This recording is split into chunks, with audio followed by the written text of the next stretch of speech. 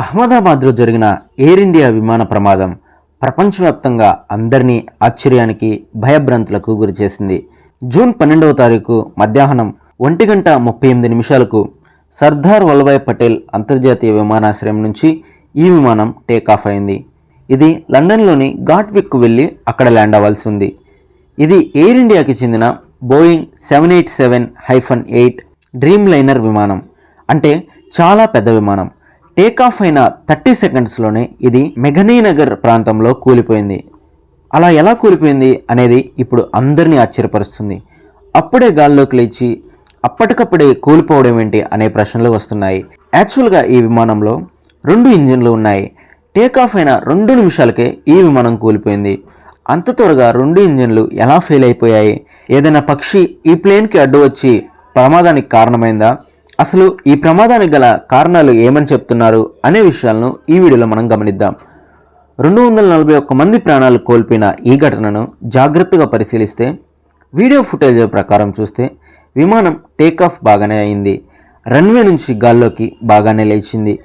ఆ తర్వాత కొద్ది దూరం వెళ్ళాక విమానాన్ని ఇంకా పైకి లేపేందుకు ప్రయత్నిస్తున్న సమయంలో విమానం పైకి వెళ్తున్న పొజిషన్లో ఉంటూనే కిందకు పడిపోతూ వచ్చింది. అంటే పైలట్లు విమానాన్ని పైకి తీసుకెళ్లేందుకు తమ వంతు ప్రయత్నించగా కానీ మరేదో సమస్య వల్ల విమానం కూలిపోయింది. ఇందులో మరో అంశం కూడా కీలకంగా ఉంది. మనం ఫుటేజ్ని గమనిస్తే విమానం పైకి లేచిన తర్వాత కూలిపోయే సమయంలో కొద్దిగా ఎడమ వైపుకు వంగింది. అంటే ఎడమ వైపు ఏదైనా సమస్య వచ్చిందా అనేది తెలియాల్సిన అంశం. పైలట్లు మేడే కాల్ ఇచ్చారని తెలిసింది.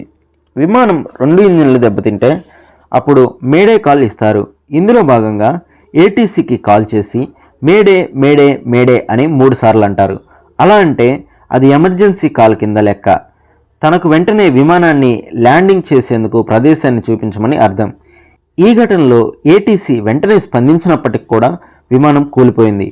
అయితే అప్పుడే బయలుదేరిన విమానం 2 ఇంజిన్లు ఎలా వెంటనే పాడైపోతాయనే ప్రశ్న అందరిలో వస్తుంది. విమాన ప్రమాదానికి కారణం ఏంటన్న దానిపై దర్యాప్తు మొదలైంది. అయితే కొన్ని అంచనా కారణాలు తెరపైకి వస్తున్నాయి. వాటిని కూడా ఈ వీడియోలో చూద్దాం. Bird strike. విమానం టేకాఫ్ సమయంలో పక్షి ఢీకొని ఉండవచ్చు అని ఒక అంచనా. పక్షి ఢీకొట్టడం వల్ల ఇంజన్ దెబ్బతిని విమానం కంట్రోల్ కోల్పోయి ఉండవచ్చు. ఈ సంఘటన సాధారణంగా విమానాశ్రయాల దగ్గరలో జరుగుతూ ఉంటాయి. కానీ ఈ ఘటనలో ఇదే కారణమా, పక్షి ఢీకొట్టడం వల్లే కూలిందా అనేది ఇంకా నిర్ధారించలేదు. దర్యాప్తు బృందాలు విమాన శిథిలాలను పరిశీలిస్తున్నాయి. 2 ఇంజిన్ల వైఫల్యం. విమానంలో ఉన్న 2 ఇంజిన్లు ఒకేసారి విఫలమై ఉండవచ్చని నిపుణులు భావిస్తున్నారు. అదే నిజమైతే అత్యంత అరుదైన సందర్భం అవుతుంది. అదే జరిగితే విమానం ఎగిరేందుకు కావలసిన శక్తి రాదు. క్రమంగా శక్తిని కోల్పోతుంది. క్రమంగా ఎత్తుకు వెళ్ళలేక కూలిపోతుంది. విమానం టేకాఫ్ అయిన 30 సెకండ్స్లో క్రాష్ కావడం ఈ అంచనాకు బలం చేకూరుస్తుంది. క్రాష్ అయ్యే ముందు విమానం పొజిషన్ కూడా అదే అనుమానాన్ని కలిగిస్తుంది. ఇంకొక అంశం ఏమిటంటే విమానంలో ఉన్నటువంటి వింగ్ ఫ్లాప్స్ లేదా స్లాట్స్ సరిగ్గా సెట్ కాకపోవడం వల్ల విమానాన్ని లిఫ్ట్ చేసే సమయంలో సాంకేతిక లోపం తలెత్తి ఉండవచ్చు అని చెప్తున్నారు. ఇంకొకటి ఓవర్లోడింగ్ అని కూడా చెప్పొచ్చు. విమానం అధిక బరువుతో టేకాఫ్ అయి ఉండవచ్చు అని కొందరు ఏవియేషనర్ నిపుణులు అంచనా వేస్తున్నారు. అధిక బరువు వల్ల విమానం తగినంత ఎత్తుకు ఎగరలేకపోయి లిఫ్ట్ సాధించలేక కూలిపోయి ఉండవచ్చు అని అంటున్నారు. ఎందుకంటే విమానం టేకాఫ్ అయిన వెంటనే 625 అడుగుల ఎత్తుకు మాత్రమే చేరగలిగింది. ఆ తర్వాత క్రమంగా కిందకు దిగిపోయింది. అయితే బ్లాక్ బాక్స్ డేటా ఈ అంచనాను ధృవీకరించాల్సి ఉంది. మరొక అంశం కుట్రకోణం.